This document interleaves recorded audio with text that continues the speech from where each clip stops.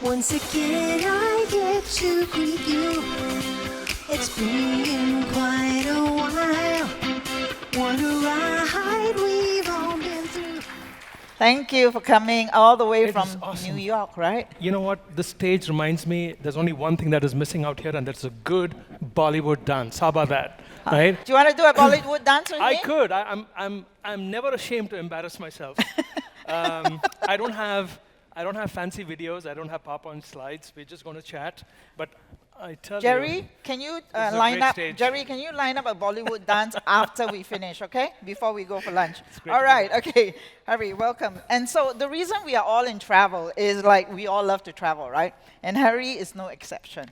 So he's traveled to 58 countries. That's way more than I have. And your favorite travel is with your son, 25, Yes. who lives and works in New York, right? Yes. And you and him, you've been doing a lot of father and son trips since he was 11. Yes. Right. Isn't he tired of traveling with you by now? You know, I tell you, it's yes. We both live in New York City. We live separately. He pays his own rent, his own insurance. Thank you. He, you know, whenever your boy wants to hang out with his old dad and his old man, it's always a blessing. I think we've been doing this since he was 11, and our kind of travel has changed over time. And what we talk about, it was about academia and how he needs to do in school when he was young. Now we talk about his girlfriend, how's life going, how things going at work. We chat about the Dallas Cowboys. We chat over it, over a glass of beer or a pint of beer. It's just wonderful to see. So we will see how long this lasts. So far, it's been working for the last 14 years. Yeah, but it's interesting that you do themes, right? So you've done the Seven Wonders, you've done the world's most active volcanoes, and now you're doing into major rivers of the world. But what Yes. I'm curious is, what does he teach you other than talking about girlfriends and beer and soccer, which is like really boring? What does he teach you about what his generation is looking for in travel? Yeah, I remember this when I was in college and I was taking I'm from India, and when I was traveling in a train journey, a long distance train journey, is when I came across a young gentleman who was doing the temples of the world, which is where it got into my head. So we've been doing themes ever since. You know, growing up in India, I didn't travel a whole lot. We were from an average middle class family. So when I moved to the US, when I got a job at Expedia, I learned to travel. And what has been interesting traveling with my son is he's taught me that you travel to learn. It's very different kind of when you do that, when you just kind of flip the words, if you will. He's also taught me that a destination is not a servant. A destination is a teacher. And the way to travel is to be an active participant. So whether a couple of months ago we went and picked coffee beans in the Coffee Valley in Colombia, in South America, or whether it was spending time with the Masai Mara in Tanzania, or whether it was going and seeing the silverback gorillas in Rwanda, we are in their environment. We are not just standing around as bystanders, we are an active participant. And I think it's just a beautiful way of experiencing travel, which is what he's taught me. So that generation travels to learn and want to be active participants within a destination. All right. Okay. So that's good learning. I love it. I mean, Yeah. they talk about experiences, right? I mean, we talk about this generation all about being experiences, but truly immersive experience. I mean, that is just wonderful. Okay. So now we're going to talk a boring subject, which Go is for it. hotel operations. So you've been with Expedia Group 20 years. Before that, you were in hotel operations for 10 years, right? Yes. So what is the biggest pain point that hoteliers face in the new world? There are quite a few. And in fact, Name the biggest. Yes, I will. I will name some themes that emerge. I actually wanted to do some crowdsourcing. A couple of weeks ago, I reached out to my network community on LinkedIn to get a sense of what are the biggest pain points in their mind. There's a lot for us to celebrate out here in this room, right? Travel is back. It is back with a vengeance. There's a lot to celebrate about. But in terms of pain points, there are two categories that really come out, many of which we've actually spoken in this room. On the more short-term operational basis, staffing is a real issue. There are not enough people, and particularly people with talent.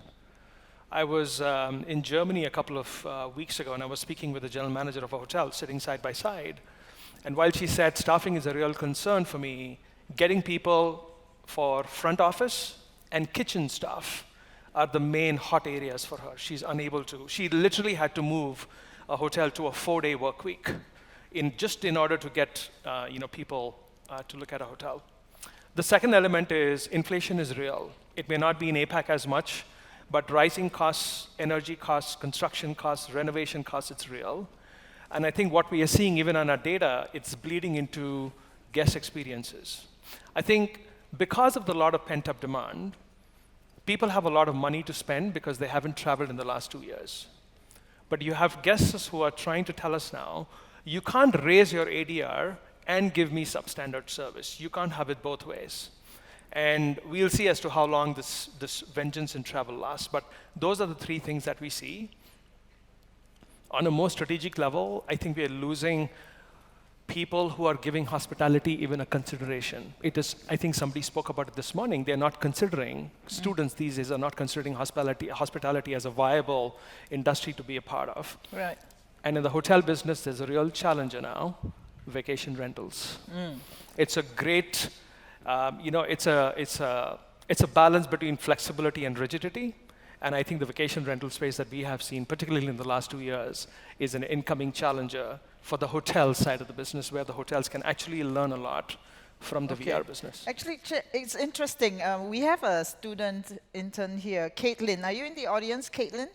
So Caitlin wrote a piece for us because I wanted to hear from her. She's a second-year medical student, and I wanted to understand from her why she and her peers never even considered hospitality as a career. And basically, she said, for them, it never entered their radar because they thought it was just about menial jobs. But then when she got to know the industry better, she actually realized it's actually more exciting. It's about actually experience, right? And it's got many, many sectors. And I wonder if that's our communication problem. It's that narrative that we need to change. So I want to move on to pain points, right? So you did your research, and I also did mine. And I'm going to show a couple of pain points which were raised by an independent hotel. And these were the pain points that they are facing right now, if I can have that slide. Okay. So unclear recovery in business travel, slow recovery of tour operators with credit risk, and again, shortage of labor to deliver services. And you say that you consider yourself to be a chief obstacle remover. Yes. So I'm going to challenge you now. What obstacle would you like to remove from that, and how would you do that? I think what I would do is let's stick with the topic of labor and staff shortage.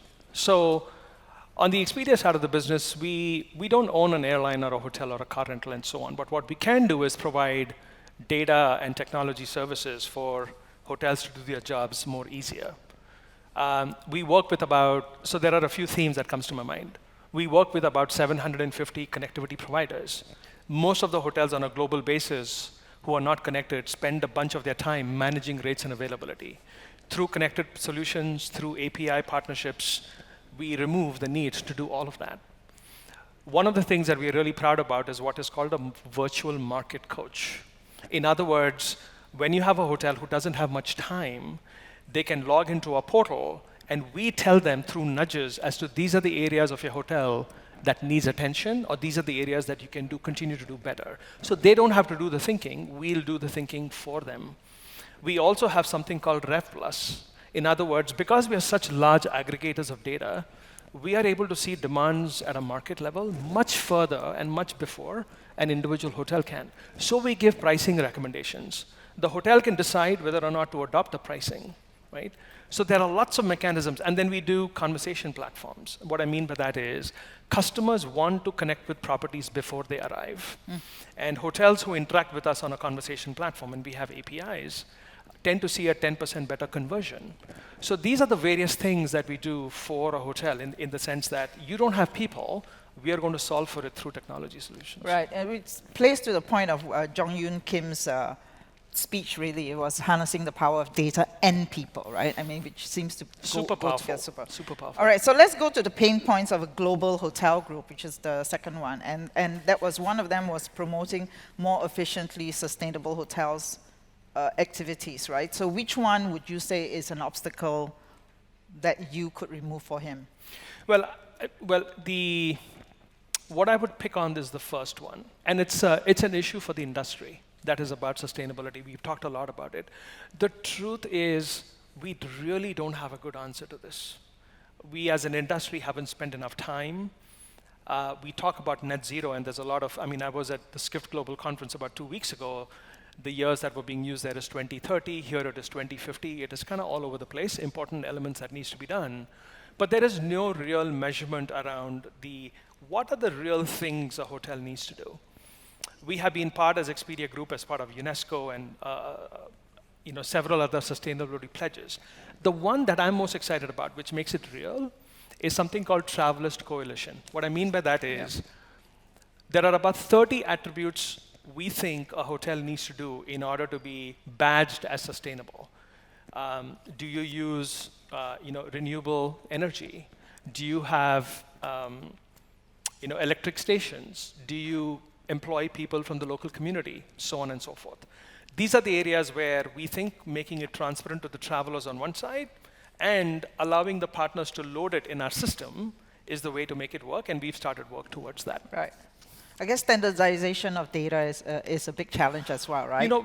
What we do know is there are people who say through research, 75% of the people are willing to pay more for a sustainable service.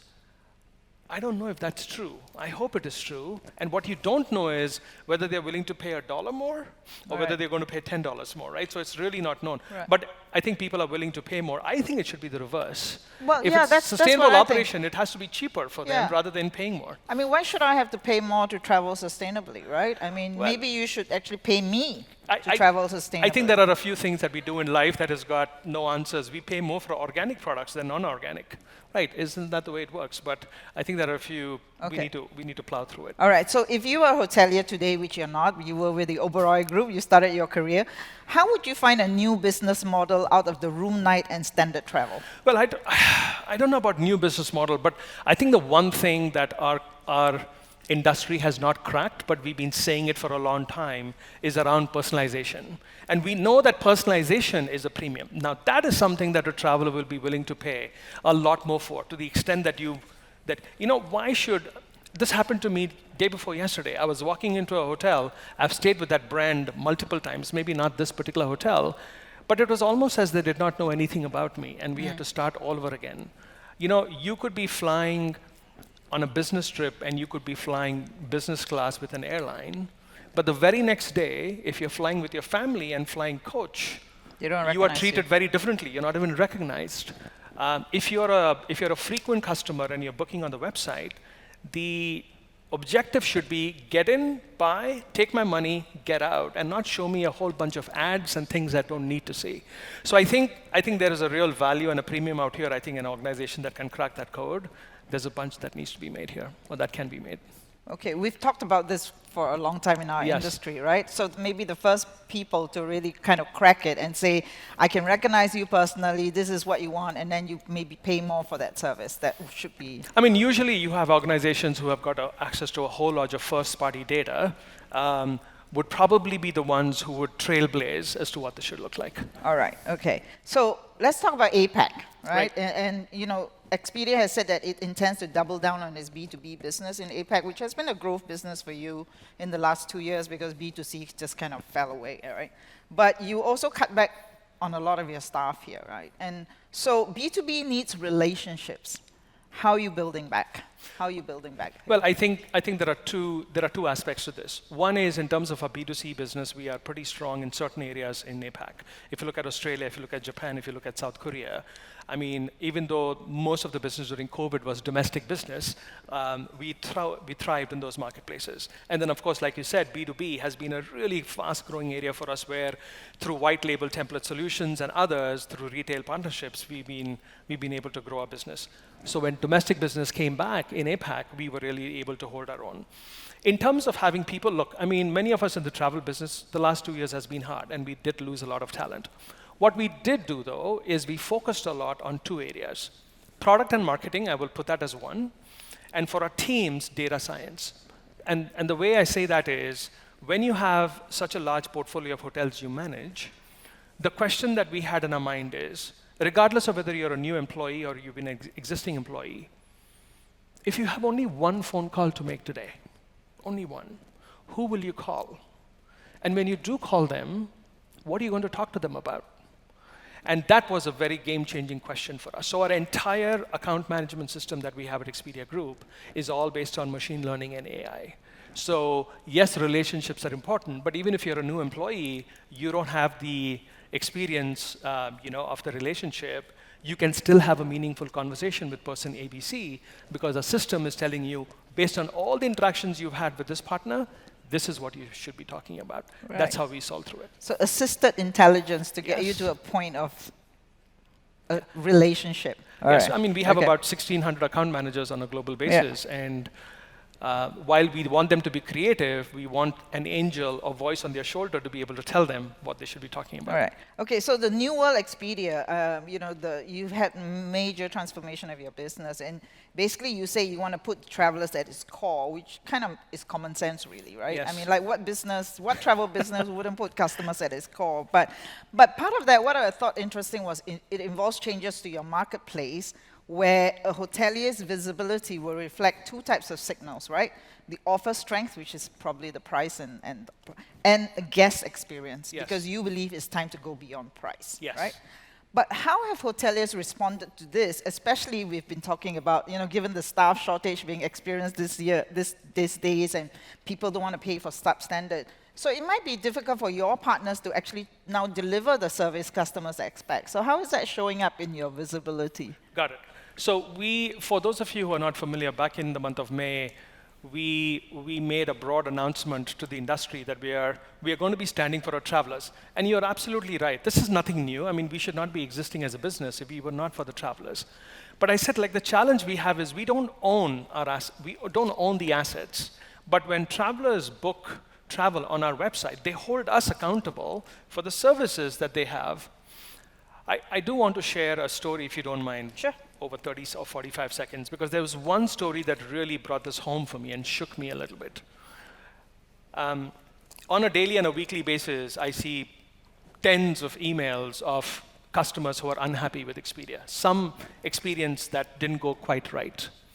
There was this one gentleman who walked into a branded hotel. He booked on Expedia, but he booked a branded hotel in Scottsdale, Arizona, in the United States. He walked into the hotel, and he was discriminated against. He had a valid booking, but they walked him. They did not even offer to relocate him. They said, because you booked through an OTA, you have to call the OTA. And there was another family who checked in, and he was completely disregarded and dismissed. He called Expedia, and within half an hour, we found him a different hotel under the same brand, where he was welcomed and things looked great for him.